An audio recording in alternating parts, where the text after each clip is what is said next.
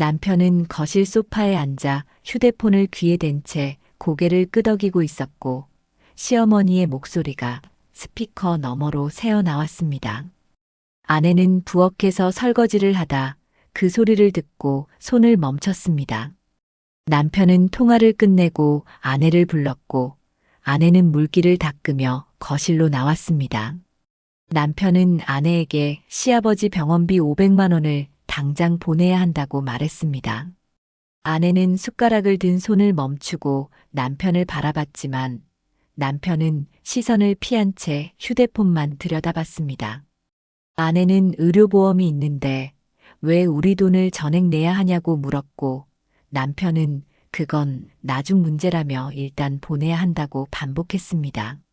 아내는 지금 통장 사정이 어렵다고 설명했지만 남편은 그 말을 끊고 엄마가 급하다고 하셨다며 목소리를 높였습니다. 아내는 보험 적용 방법을 제안했고 남편은 그런 건 나중에 알아보라며 손을 휘저었습니다. 두 사람은 서로의 말을 끊으며 언성을 높였고 남편은 자리에서 일어나 방으로 향했습니다. 남편은 문을 세게 밀어 닫았고 아내는 거실에 그대로 남아 식탁을 정리했습니다. 저는 이 장면을 보는 순간 답답함과 분노가 치밀었습니다. 남편은 아내의 질문에 제대로 답하지 않았고 아내는 자신의 말이 무시당하는 상황을 견뎌야 했습니다. 저는 두 사람의 대화가 이미 대화가 아니라는 사실을 분명히 느꼈습니다. 남편은 회피하고 있었고 아내는 혼자 문제를 떠안고 있었습니다. 오늘 이야기를 시작하기 전에 구독과 알림 설정 부탁드립니다. 여러분의 구독 하나가 제가 이야기를 이어갈 수 있는 힘이 됩니다. 남편은 방 안에서 다시 휴대폰을 들었고 시어머니와 통화를 이어갔습니다. 아내는 거실 창가에 서서 밤 풍경을 바라봤지만 그 시선은 어디에도 닿지 않았습니다. 아내는 손으로 이마를 짚었고 한숨을 길게 내쉬었습니다. 두 사람은 같은 집 안에 있었지만 서로에게 닿지 않는 거리를 유지하고 있었습니다. 저는 이 부부가 지금 싸우고 있는 게 아니라 이미 오래전부터 쌓인 문제가 폭발하고 있다고 판단했습니다. 남편은 아내의 경제적 현실을 외면했고 아내는 남편의 무책임함에 지쳐 있었습니다. 저는 두 사람 모두 상대방의 입장을 이해하려는 의지가 없다는 사실을 확인했습니다. 남편은 방문을 열고 나와 아내에게 내일까지 돈을 마련하라고 말했습니다. 아내는 고개를 돌렸고 남편은 다시 방으로 들어갔습니다. 저는 이 짧은 교환 속에서 두 사람의 관계가 이미 깊은 균열 상태에 있다고 느꼈습니다.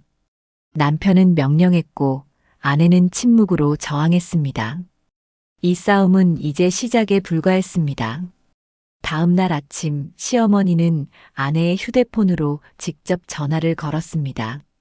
아내는 출근 준비를 하다 전화를 받았고 시어머니는 인사 없이 병원비 송금 여부부터 물었습니다.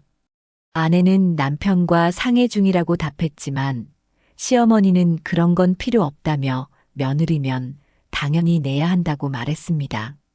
아내는 의료보험을 사용하면 본인 부담금이 크게 줄어든다고 설명했습니다. 그러나 시어머니는 그건 나중 일이고 지금 당장 500만 원이 필요하다며 목소리를 높였습니다. 아내는 보험 적용 절차를 안내하겠다고 제안했지만 시어머니는 그런 복잡한 거 필요 없어라며 전화를 끊어버렸습니다. 저는 시어머니의 태도에서 깊은 불편함을 느꼈습니다. 시어머니는 며느리의 제안을 듣지 않았고 자신의 요구만 반복했습니다. 저는 이 통화가 단순한 병원비 요청이 아니라 며느리에게 복종을 강요하는 방식이라고 판단했습니다. 아내는 휴대폰을 내려놓고 한동안 그 자리에 서 있었습니다. 남편은 옆방에서 나와 아내에게 엄마와 무슨 얘기를 했냐고 물었고 아내는 시어머니가 보험 이야기를 듣지 않으셨다고 답했습니다. 남편은 그럼 그냥 보내면 되지 않느냐며 고개를 저었습니다. 아내는 지금 우리 형편이 어렵다고 재차 말했지만 남편은 엄마 마음 상하게 하지 말라고만 반복했습니다. 저는 남편의 이 반응에 깊은 실망을 느꼈습니다. 남편은 아내의 설명을 듣지 않았고 시어머니의 요구를 무조건 따라야 한다는 태도만 보였습니다. 저는 남편이 아내와 시어머니 사이에서 중재자 역할을 포기했다고 판단했습니다. 아내는 출근길에 은행에 들러 통장 잔고를 확인했습니다. 잔고는 120만 원이었고 이번 달 카드값과 관리비를 제하면 남는 돈이 거의 없었습니다. 아내는 창고 직원에게 적금 해지 가능 여부를 물었고 직원은 중도 해지 시 이자가 거의 붙지 않는다고 설명했습니다. 아내는 고개를 끄덕이며 창구를 떠났습니다. 저는 아내가 혼자 모든 방법을 찾고 있다는 사실에 안타까움을 느꼈습니다. 남편은 아내에게 돈을 마련하라고만 했을 뿐 구체적인 방법을 함께 고민하지 않았습니다. 저는 이 부부가 경제 문제를 공동으로 해결하는 파트너 관계가 아니라는 사실을 확인했습니다. 퇴근 후 아내는 남편에게 다시 한번 현재 상황을 설명했습니다. 아내는 통장 사본과 카드 명세서를 꺼내 식탁 위에 펼쳤고 남편은 그 서류들을 힐끗 보고는 시선을 돌렸습니다.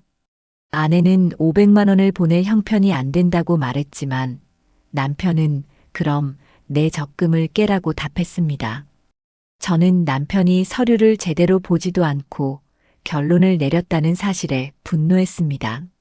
남편은 아내의 경제적 현실을 외면했고 자신의 책임을 아내에게 전가했습니다. 저는 이 대화에서 남편이 아내를 동등한 파트너로 대우하지 않는다는 사실을 분명히 느꼈습니다. 아내는 남편에게 적금이 아이 학원비 목적이라고 설명했습니다. 남편은 학원비는 다음 달 월급으로 내면 된다며 손을 저었습니다. 아내는 다음 달에도 생활비가 빠듯하다고 항변했지만 남편은 일단 급한 불부터 끄자고 말했습니다. 저는 남편의 이 태도에서 무책임함을 느꼈습니다. 남편은 당장의 문제만 해결하면 된다는 식으로 말했고 그 이후의 부담은 아내에게 떠넘겼습니다. 저는 남편이 가정 경제를 공동으로 책임져야 한다는 인식 자체가 없다고 판단했습니다. 아내는 남편에게 당신도 돈을 보태야 하지 않냐고 물었습니다. 남편은 자기는 이번 달 카드값이 많이 나와서 여유가 없다고 답했습니다. 아내는 그럼 당신 용돈을 줄이면 되지 않냐고 말했고 남편은 그건 별개 문제라며 고개를 돌렸습니다. 저는 남편이 자신의 지출은 건드리지 않으려 하면서 아내에게만 희생을 요구한다는 사실에 깊은 불쾌감을 느꼈습니다. 남편은 시아버지 병원비를 부부의 공동 책임으로 여기지 않았고 오로지 아내의 몫으로 규정했습니다. 저는 이 대화에서 남편의 이기심을 분명히 확인했습니다. 아내는 결국 다음 날 은행에 가서 적금을 해지했습니다. 적금 통장에는 350만 원이 있었고 중도 해지로 인해 실제 받은 금액은 347만 원이었습니다. 아내는 그중 300만 원을 시댁 계좌로 송금했고 남은 47만 원은 생활비 통장으로 옮겼습니다. 저는 아내가 혼자 이 모든 일을 처리하는 모습에 안타까움을 느꼈습니다. 남편은 송금 과정에 전혀 관여하지 않았고 아내는 홀로 은행을 오가며 돈을 마련했습니다. 저는 이 부부가 이미 협력 관계를 상실했다고 판단했습니다. 아내가 송금을 완료하고 집에 돌아오자 시어머니에게서 전화가 왔습니다. 시어머니는 왜 500만 원이 아니라 300만 원만 보냈냐며 불만을 쏟아냈습니다. 아내는 지금 마련할 수 있는 최대 금액이 300만 원이었다고 설명했지만 시어머니는 그럼 나머지는 언제 보내냐고 다그쳤습니다. 저는 시어머니의 이 반응에 분노를 느꼈습니다. 시어머니는 며느리가 적금을 해지해서까지 돈을 보냈다는 사실에는 관심이 없었고 부족한 금액만 지적했습니다. 저는 시어머니가 며느리를 ATM처럼 대하고 있다고 판단했습니다. 남편은 퇴근 후 아내에게 엄마가 화나셨다며 나머지 200만 원을 빨리 마련하라고 말했습니다. 아내는 당신은 한 푼도 안 냈잖아 라고 따졌고 남편은 나는 다음 달에 낼 거야 라며 자리를 떴습니다. 아내는 식탁에 앉아 통장을 들여다봤고 한숨을 길게 내쉬었습니다. 저는 남편이 구체적인 계획 없이 다음 달이라는 말로 회피하고 있다고 느꼈습니다. 남편은 아내가 이미 감당한 부담에 대해 고마워하지도 않았고 추가 요구만 전달했습니다. 저는 이 부부의 관계가 이미 상호 존중을 잃었다고 확신했습니다. 아내는 친정 어머니에게 전화를 걸어 200만 원을 빌려달라고 부탁했습니다. 친정 어머니는 한동안 말이 없다가 지금 아버지 약값 때문에 형편이 어렵다고 답했습니다. 아내는 괜찮다며 전화를 끊었고 거실 소파에 앉아 고개를 숙였습니다. 저는 아내가 친정에까지 손을 벌려야 하는 상황에 깊은 안타까움을 느꼈습니다. 남편은 아내에게 내가 어떻게든 마련해라고만 했을 뿐 함께 방법을 찾으려 하지 않았습니다. 저는 아내가 완전히 고립된 상태로 문제를 떠안고 있다고 판단했습니다. 남편은 그날 저녁 아내에게 시어머니가 다시 전화하셨다며 빨리 나머지 돈을 보내야 한다고 재촉했습니다. 아내는 지금 마련할 방법이 없다고 말했고 남편은 그럼 카드 대출이라도 받아라고 답했습니다. 아내는 카드 대출 이자가 얼마나 높은지 아냐며 목소리를 높였지만 남편은 일단 급한 불부터 끄자고만 반복했습니다. 저는 남편이 아내에게 고금리 대출까지 강요하고 있다는 사실에 깊은 분노를 느꼈습니다. 남편은 아내의 경제적 미래를 전혀 고려하지 않았고 당장의 시댁 요구만 충족시키려 했습니다. 저는 남편이 아내를 희생시키는 것을 당연하게 여긴다고 판단했습니다. 아내는 결국 카드사에 전화해 대출 한도를 확인했습니다. 상담원은 현재 한도가 150만 원이고 이자율은 연 15%라고 설명했습니다. 아내는 전화를 끊고 한동안 멍하니 앉아 있었습니다. 남편은 옆에서 빨리 받아라고 재촉했고 아내는 고개를 돌렸습니다. 저는 아내가 극도의 스트레스 상태에 있다는 사실을 분명히 느꼈습니다. 아내는 적금을 해지했고 친정에도 손을 벌렸으며 이제 고금리 대출까지 고려하고 있었습니다. 반면 남편은 자신의 돈은 한 푼도 쓰지 않으면서 아내만 압박했습니다. 저는 이 상황이 매우 불공평하다고 판단했습니다.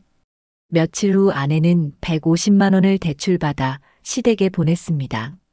시어머니는 이번에는 불만 없이 돈을 받았고 남편은 아내에게 수고했다는 말 한마디 없이 자기 방으로 들어갔습니다.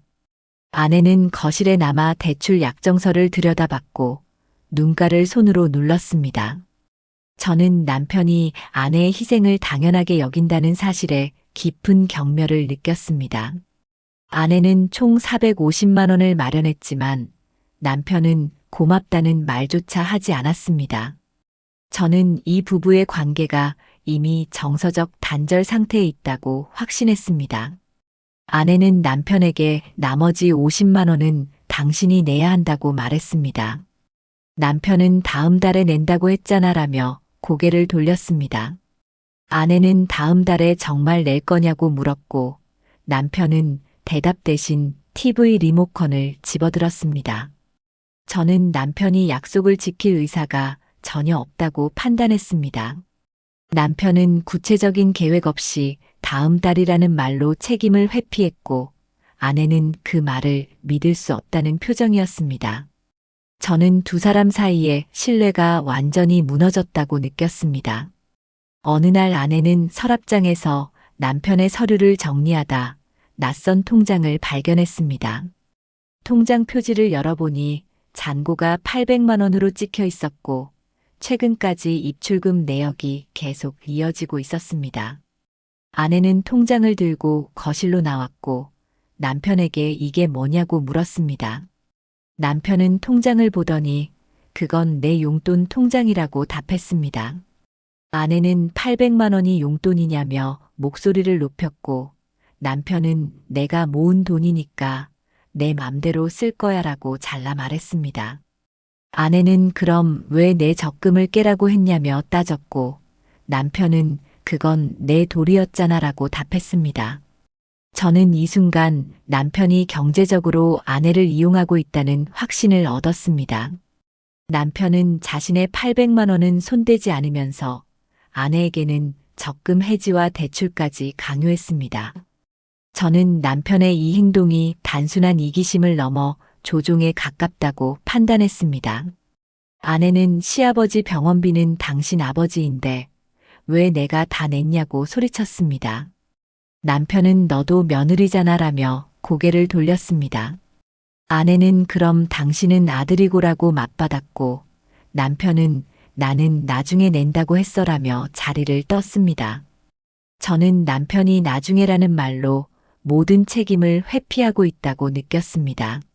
남편은 구체적인 날짜나 금액을 제시하지 않았고 아내는 그 애매한 약속을 믿을 수 없다는 표정이었습니다.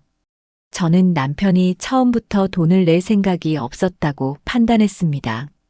아내는 남편에게 그 800만 원 중에서 200만 원만 내라고 요구했습니다.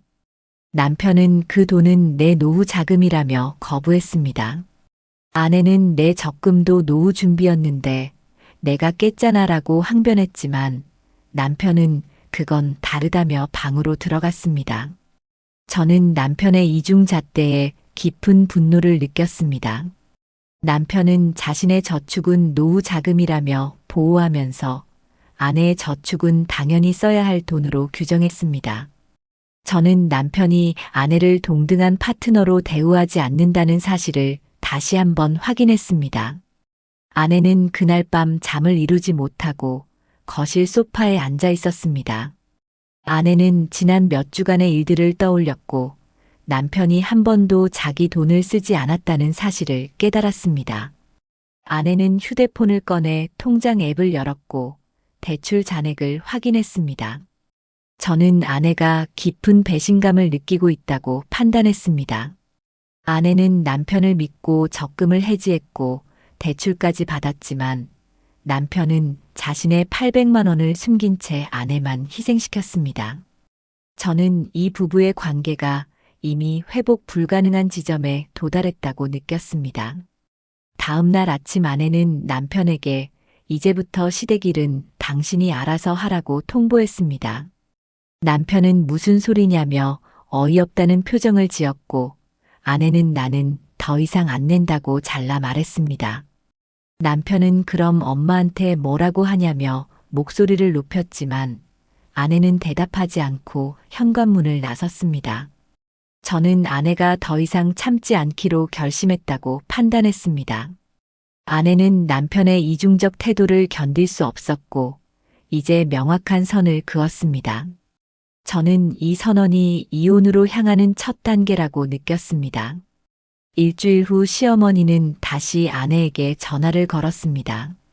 시어머니는 시아버지 정밀 검사비로 200만 원이 추가로 필요하다고 말했습니다. 아내는 이미 450만 원을 보냈다고 답했지만 시어머니는 그건 기본 치료비고 검사비는 따로라며 즉시 송금하라고 요구했습니다. 저는 시어머니의 끝없는 요구에 깊은 분노를 느꼈습니다. 시어머니는 며느리가 이미 적금을 해지하고 대출까지 받았다는 사실을 알면서도 추가 비용을 당연하게 요구했습니다.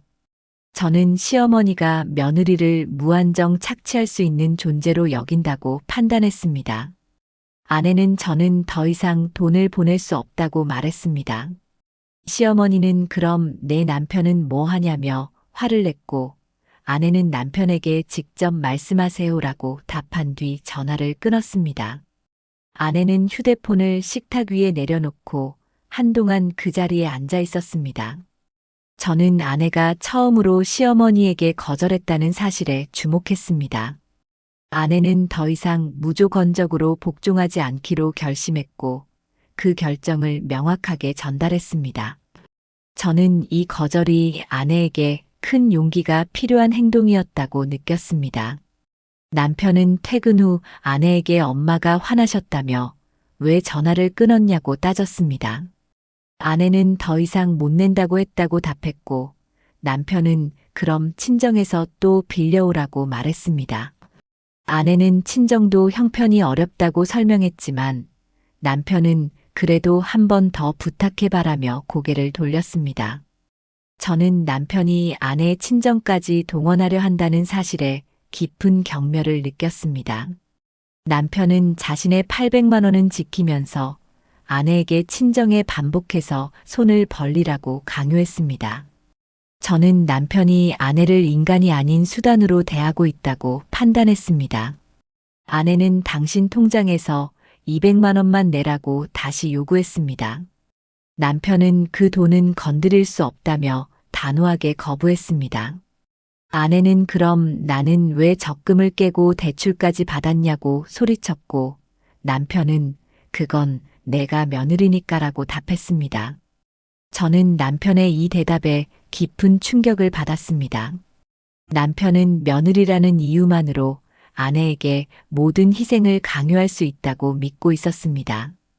저는 남편이 아내를 가족 구성원이 아닌 시댁을 위한 도구로 여긴다고 확신했습니다. 아내는 남편에게 당신 아버지인데 왜 당신은 안 내냐고 물었습니다. 남편은 나는 나중에 낸다니까라며 같은 말을 반복했고 아내는 그 나중이 언제냐고 따졌습니다. 남편은 대답 대신 TV를 켰고 아내는 거실을 떠나 방으로 들어갔습니다. 저는 남편이 구체적인 답변을 회피하고 있다는 사실을 다시 확인했습니다.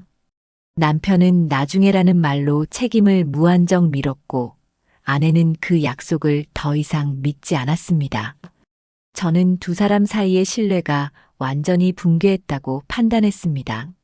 아내는 다음 날 시아버지가 입원한 병원에 직접 전화를 걸었습니다. 아내는 행정실 직원에게 환자 보호자라고 밝히고 의료보험 적용 시 본인 부담금이 얼마인지 물었습니다. 직원은 잠시 확인 후 보험 적용하시면 본인 부담금이 약 100만 원 정도 됩니다라고 답했습니다. 저는 이 순간 깊은 충격을 받았습니다.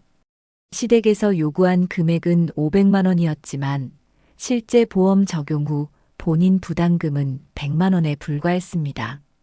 저는 시댁이 고의로 보험을 사용하지 않고 며느리에게 전액을 부담시키려 했다고 판단했습니다. 아내는 시어머니에게 전화를 걸어 이 사실을 알렸습니다. 아내는 보험 적용하면 100만 원만 내면 된다고 말했고 시어머니는 잠시 침묵하다 보험 쓰면 기록 남으니까 싫다고 답했습니다. 아내는 무슨 기록이 문제냐고 물었지만 시어머니는 그냥 싫다며 전화를 끊어버렸습니다. 저는 시어머니의 이 반응에 깊은 분노를 느꼈습니다. 시어머니는 합리적인 이유 없이 보험 사용을 거부했고 며느리에게 5배 많은 금액을 부담시키려 했습니다. 저는 시어머니가 며느리의 돈을 쓰는 것 자체를 목적으로 하고 있다고 확신했습니다. 아내는 남편에게 이 사실을 알렸습니다. 아내는 보험 쓰면 100만 원인데 왜 500만 원을 내야 하냐고 따졌고 남편은 엄마가 싫다고 하시면 그런 거지라고 답했습니다. 아내는 그게 말이 되냐며 목소리를 높였지만 남편은 엄마 뜻대로 해드려야지라며 고개를 돌렸습니다. 저는 남편이 시어머니의 비합리적 요구를 무조건 옹호하고 있다는 사실에 깊은 경멸을 느꼈습니다.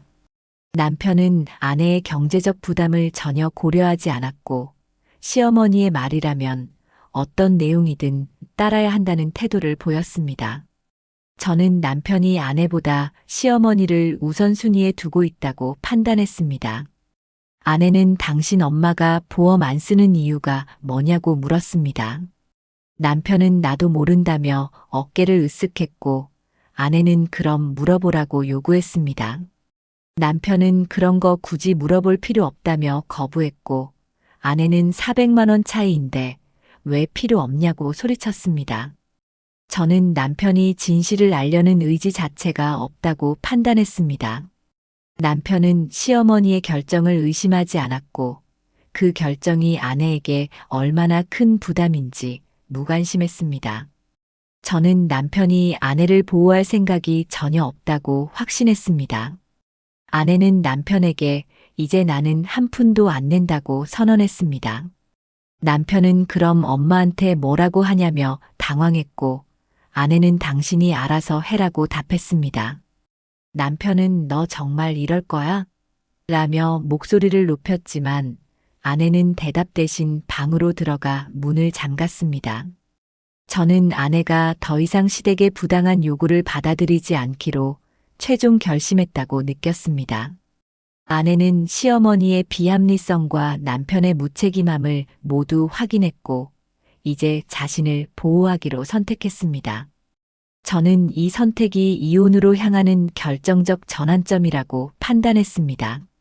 며칠 후 아내는 남편에게 조용히 말했습니다. 아내는 나도 친정 부모님 병원비 낼 날이 온다며 지금의 방식이 불공평하다고 말했습니다. 남편은 그건 그때 가서 생각하자며 고개를 돌렸고 아내는 그때 가서는 늦다고 답했습니다.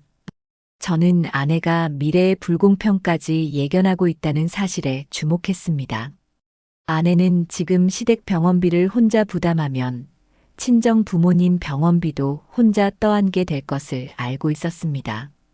저는 아내가 이 구조적 불평등을 더 이상 받아들일 수 없다고 판단했습니다. 남편은 그때는 내가 도와줄 거야 라고 말했습니다. 아내는 지금도 안 도와주면서 무슨 소리냐며 냉소했고 남편은 지금은 형편이 안 된다니까라고 변명했습니다. 아내는 당신 통장에 800만 원 있잖아 라고 지적했지만 남편은 그건 건드릴 수 없다며 같은 말을 반복했습니다. 저는 남편이 미래의 약속으로 현재의 책임을 회피하고 있다고 느꼈습니다. 남편은 구체적인 계획 없이 그때는 도와주겠다고 말했지만 아내는 그 약속을 전혀 믿지 않았습니다. 저는 남편의 말이 공허한 위로에 불과하다고 판단했습니다. 아내는 남편에게 지금 우리 애들 학원비도 못 내고 있다고 울먹였습니다. 남편은 학원은 한두 달 쉬면 되지라며 무심하게 답했고 아내는 애들 교육은 중요하지 않냐고 따졌습니다. 남편은 부모님이 더 급하지라며 자리에서 일어났습니다. 저는 남편이 자녀 교육보다 시댁을 우선순위에 두고 있다는 사실에 깊은 분노를 느꼈습니다. 남편은 아이들의 학원비를 미룰 수 있다고 여겼지만 시댁 병원비는 절대 미룰 수 없다고 생각했습니다. 저는 남편의 이 우선순위가 가정을 파괴하고 있다고 판단했습니다. 아내는 당신은 아버지보다 남편이 먼저 아니냐고 물었습니다. 남편은 둘 다 중요하다며 애매하게 답했고 아내는 그럼 왜 나만 희생하냐고 소리쳤습니다. 남편은 대답 대신 방으로 들어가 문을 잠갔고 아내는 거실에 남아 눈물을 흘렸습니다. 저는 남편이 아내의 고통을 완전히 외면하고 있다고 느꼈습니다. 남편은 아내가 울먹이는 모습을 보고도 아무런 위로나 해결책을 제시하지 않았고 단지 회피했습니다. 저는 남편이 아내를 정서적으로 방치하고 있다고 확신했습니다. 아내는 그날 밤 거실 소파에서 잠들었습니다. 남편은 방 안에서 TV 소리를 켰고 두 사람은 같은 집 안에 있었지만 완전히 단절된 상태였습니다. 아내는 새벽에 잠에서 깨어 통장 앱을 열었고 대출 잔액을 다시 확인했습니다. 저는 이 부부가 이미 부부로서의 기능을 상실했다고 판단했습니다. 두 사람은 대화하지 않았고 감정을 공유하지 않았으며 문제를 함께 해결하지 않았습니다. 저는 이 관계가 형식만 남은 상태라고 느꼈습니다. 일주일 후 시어머니는 세 번째 전화를 걸었습니다. 시어머니는 시아버지 입원 연장이 필요하며 400만 원을 추가로 보내라고 요구했습니다. 아내는 전화를 받고 저는 더 이상 못 냅니다라고 분명하게 말했습니다. 시어머니는 그럼 아버지를 어떻게 하냐며 화를 냈고 아내는 아드님께 말씀하세요라고 답한 뒤 전화를 끊었습니다. 저는 아내가 완전히 선을 그었다고 판단했습니다. 아내는 더 이상 시어머니의 요구를 들어줄 의사가 없었고 그 책임을 남편에게 명확히 돌렸습니다. 저는 아내가 이제 자신을 보호하기로 최종 결심했다고 느꼈습니다. 남편은 퇴근 후 아내에게 격하게 항의했습니다. 남편은 엄마가 엄청 화나셨다며 왜 전화를 끊었냐고 따졌고 아내는 나는 이미 충분히 냈다고 답했습니다. 남편은 그래도 부모님인데라며 목소리를 높였지만 아내는 당신 부모님이니까 당신이 내라고 잘라 말했습니다.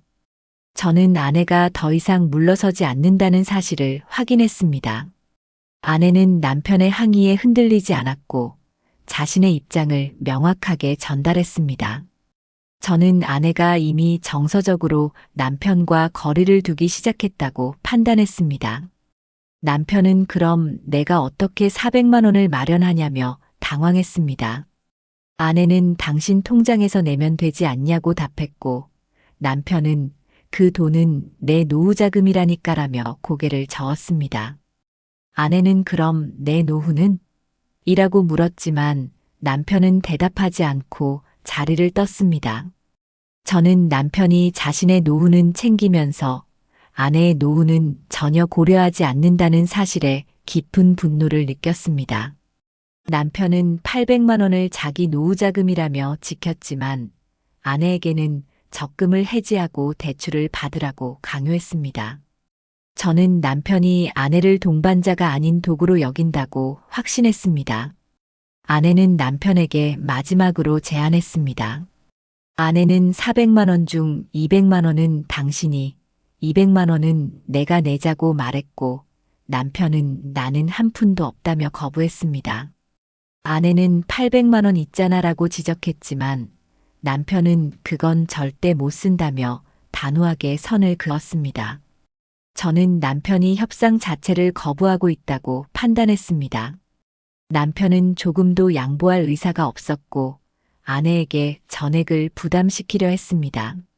저는 남편이 아내와의 관계를 완전히 포기했다고 느꼈습니다. 아내는 그럼 나도 안 낸다고 최종 통보했습니다.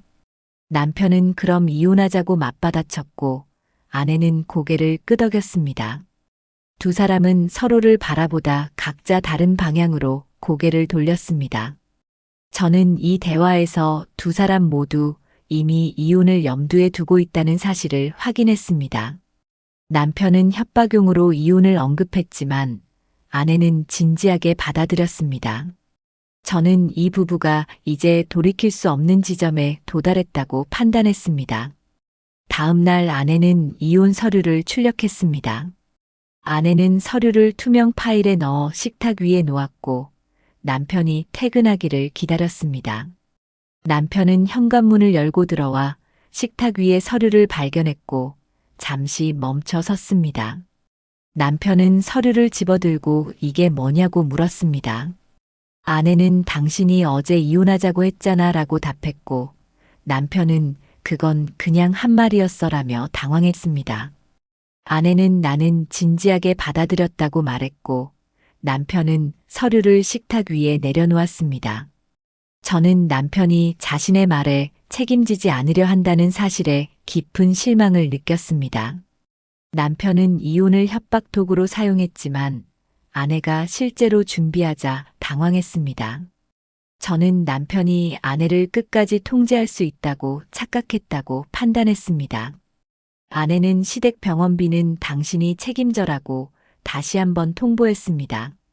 남편은 그럼 정말 이혼할 거냐며 목소리를 높였고 아내는 당신이 선택해라고 답했습니다. 남편은 입을 다물고 서류를 내려다봤습니다. 저는 아내가 주도권을 완전히 가져갔다고 느꼈습니다. 아내는 더 이상 남편의 요구에 끌려다니지 않았고 명확한 조건을 제시했습니다. 저는 아내가 이미 이혼을 각오했다고 판단했습니다. 남편은 내가 200만 원을 내면 되냐고 물었습니다.